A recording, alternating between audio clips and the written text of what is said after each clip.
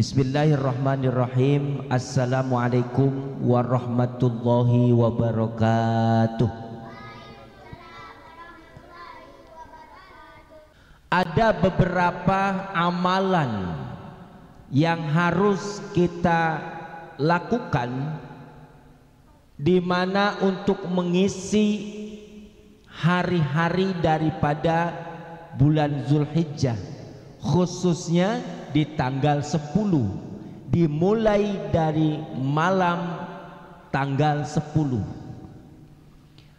Bentuk apa yang harus kita lakukan atau amalan apa yang harus kita lakukan agar ibadah kita atau di malam 10 Zulhijjah sampai 10 Zulhijjah esok hari dan sampai hari tasyrik 3 hari ke depan kita memperoleh balasan pahala dari Allah Subhanahu wa taala.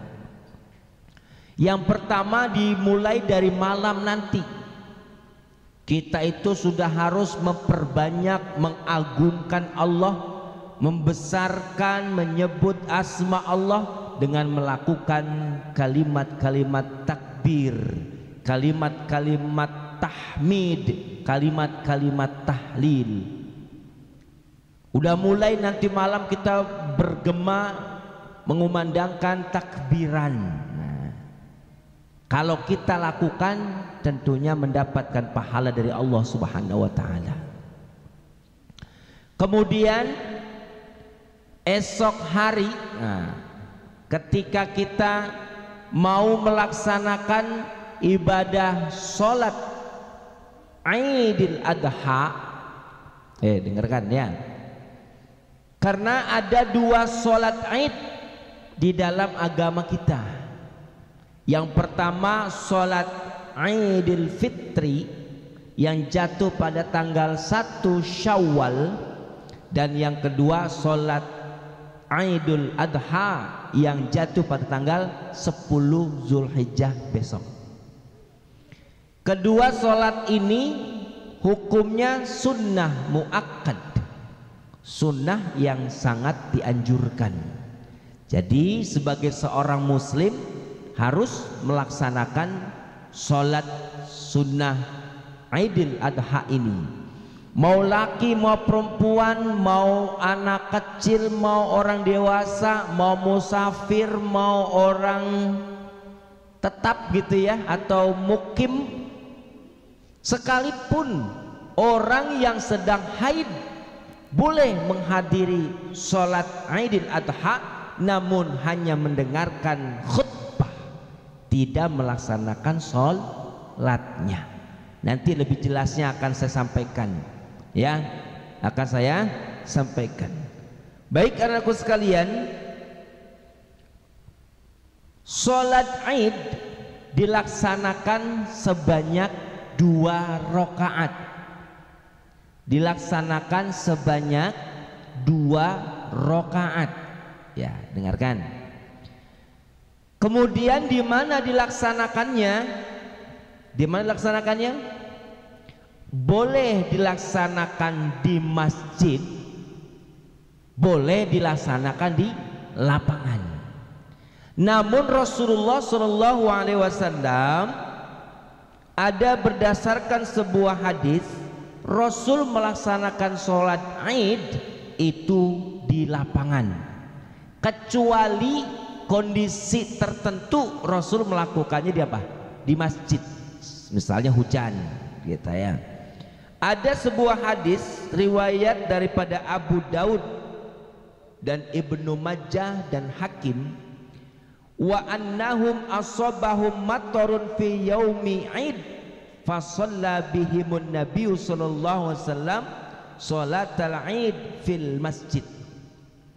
Bahwa pada suatu hari, pada hari raya turun hujan, maka Nabi sallallahu alaihi wasallam melaksanakan sholat dengan sahabat-sahabatnya di mana? Di masjid. Artinya kalau kondisinya tidak hujan, Rasul melaksanakan sholat Id di mana? Di lapangan. Dan inilah makanya tanpa kecuali siapapun boleh ikut, karena di lapangan. termasuk wanita haid ya, itu boleh ikut tapi tidak melaksanakan sholatnya, namun hanya mendengarkan daripada khutbah pelaksanaan sholat Id.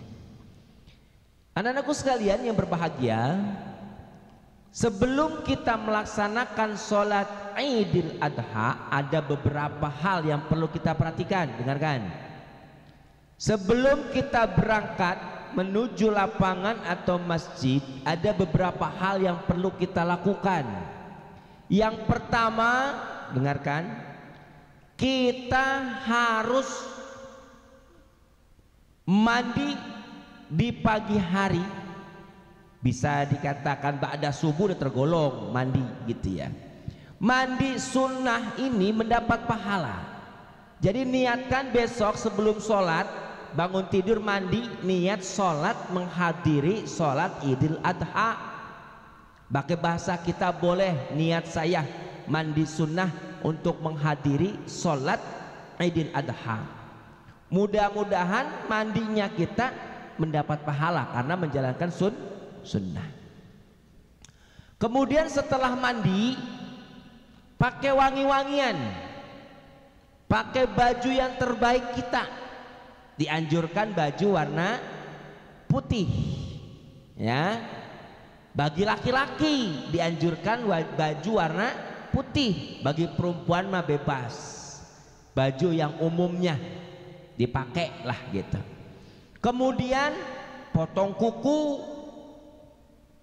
membersihkan badan yang biar wangi, kasih wangi-wangian sebelum berangkat tuh ya, sebelum berangkat sholat Id besok.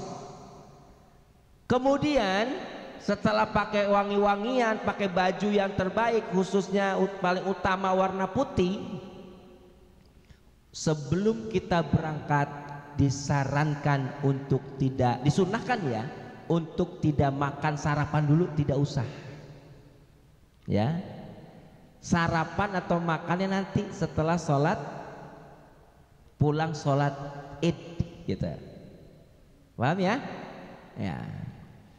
Kemudian kenapa? Sama makan dan minum. Tidak makan dulu ya. Ya. Ya. Kalau Idul Fitri bedanya dengan Idul Adha begitu. Kalau Idul Adha besok nih, kita disunahkan ketika berangkat sholat Id tidak makan dan minum sebelum, setelah nanti pulang baru sholat Id ya, setelah pulang. Kalau Idul Fitri dianjurkan makan terlebih dahulu.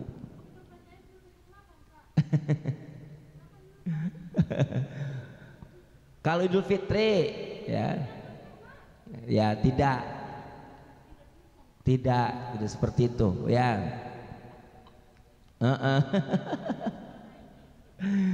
Dah lanjut. Nah kemudian setelah kita sudah, tadi saya sarankan sudah mandi, pakai baju yang laki-laki baju putih yang terbaik lah gitu, yang penting suci tentunya. Kemudian dengarkan, kemudian sudah kita kuku dipotong, sudah rapi lah pokoknya, berangkat kita tidak sarapan dahulu ya, baru kita mulai apa? Berangkat melaksanakan sholat. Bagusnya jam berapa berangkat? Sepagi mungkin. Sepagi mungkin kita berangkat, sambil menunggu tibanya nanti pelaksanaan sholat Id, kita dianjurkan memperbanyak membaca kalimat takbir, tahmid dan tahlil ya. Boleh sholat subuh dulu di masjid ya. Dan lanjut. Kemudian ketika sudah mulai tiba waktu sholat, nah disinilah kita harus tahu tata cara, niat dan bacaan daripada sholat Idul Adha dan Idul Fitri. Udah, yang pertama diawali dengan niat. Niatnya usolli sunnatan li'idil adha rok'ataini lillahi ta'ala. Saya ulang, usolli sunnatan li'idil adha, karena besok idul adha, rakaataini, boleh pakai mustaqbilal kiblati adaan makmuman lillahi ta'ala. Kemudian perlu kalian ketahui bahwa Idul Fitri, dengarkan, bahwa Idul Fitri dan Idul Adha pelaksanaan sholat sunnahnya berbeda dengan sholat sunnah yang lainnya. Ketika kita membaca, dengarkan, jangan ngobrol sendiri, dengarkan.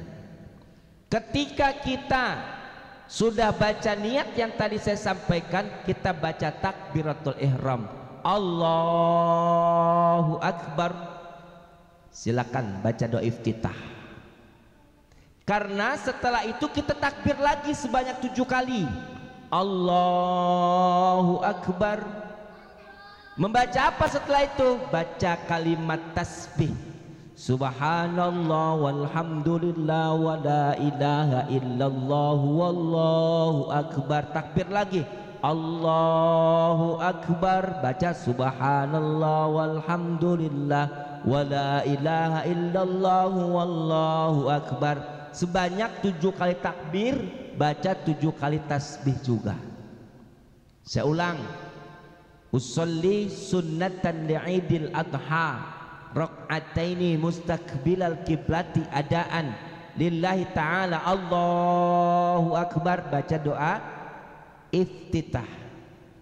Setelah selesai takbir lagi, Allahu Akbar. Baca tasbih, Subhanallah walhamdulillah wa la ilaha illallah wallahu akbar.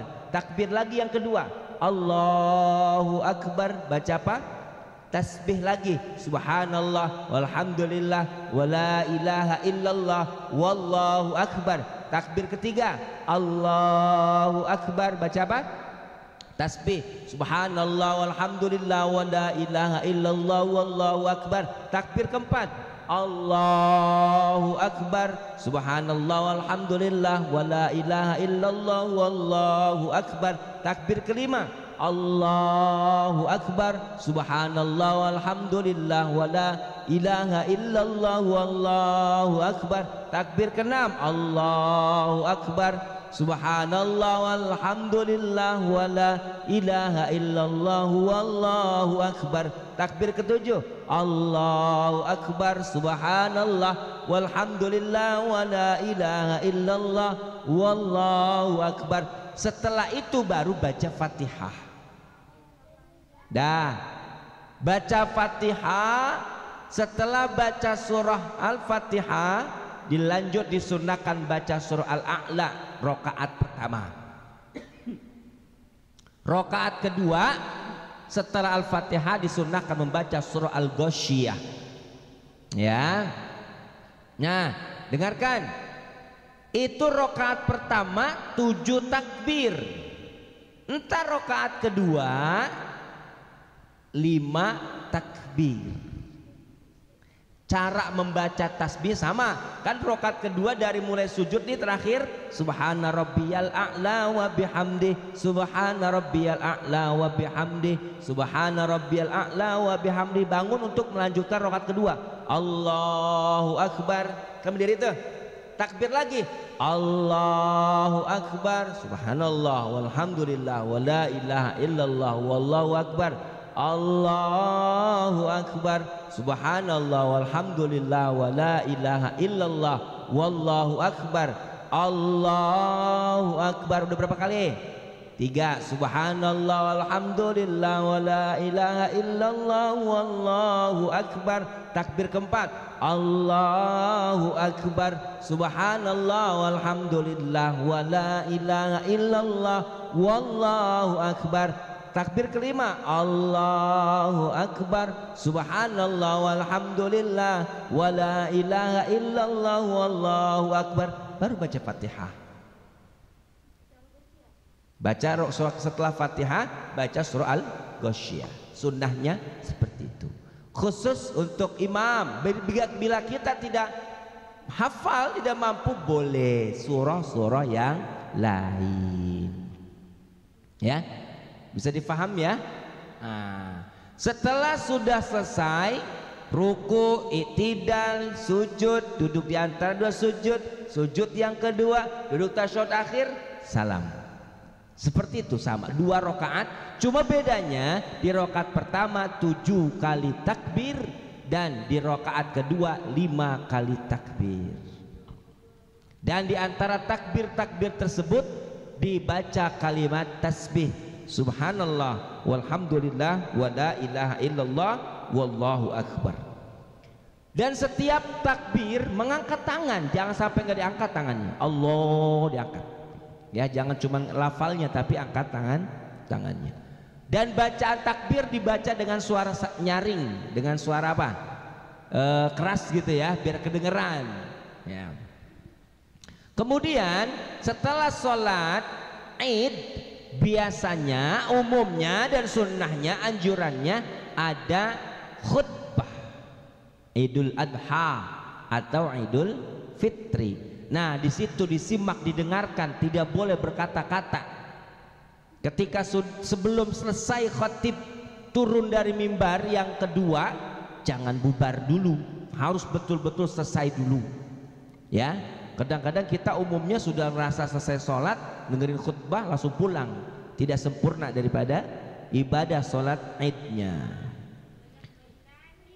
Kemudian tadi saya pertegas ya,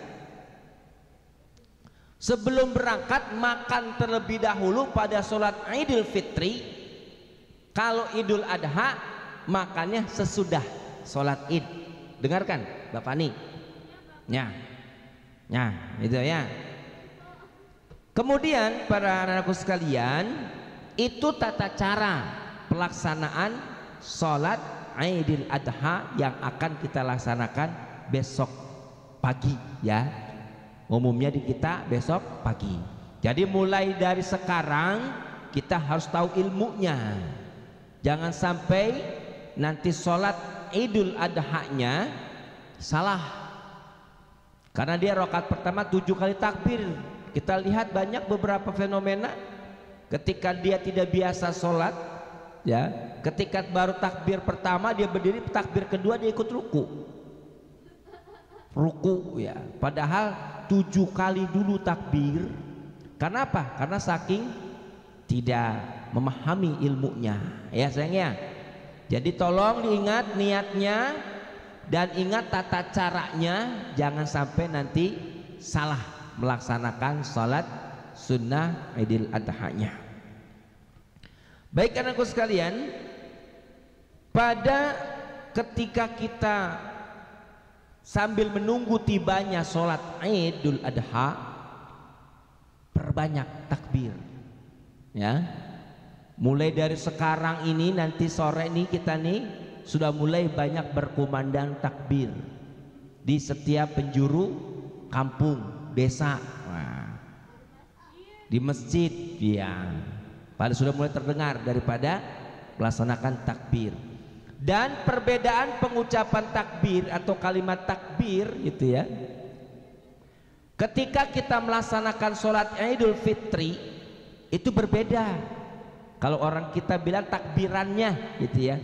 Kalau Idul Fitri itu hanya 1 hari, dari mulai sore sampai ketemu sore besoknya. Tapi kalau Idul Adha tidak, dia dari mulai sore nih, sore sekarang sampai hari tasyrik. Idul Adha tanggal 10, tanggal 11, 12, 13 Zulhijjah itu hari tasyrik. Jadi selama itu kita berkumandang takbir. Beda dengan Idul Fitri ya. Jadi habis sholat setiap ada waktu melaksanakan, kita membaca kalimat takbir ya. Anak-anakku sekalian, setelah kita mengetahui daripada tata cara sholat Idul Adha, saya ulangi, jangan sampai nanti salah. Pertama, niat dengan membaca usolli sunnatan li'idil adha rakaataini mustakbilal kiblati adaan lillahi ta'ala. Boleh. Ada yang usolli sunnatan li'idil adha rakaataini sunnatan lillahi ta'ala. Takbir Allahu Akbar, silakan baca iftitah. Terus takbir 7 kali. Di antara takbir satu dengan takbir berikutnya diisi dengan membaca kalimat tasbih subhanallah walhamdulillah wala ilaha illallah wallahu akbar.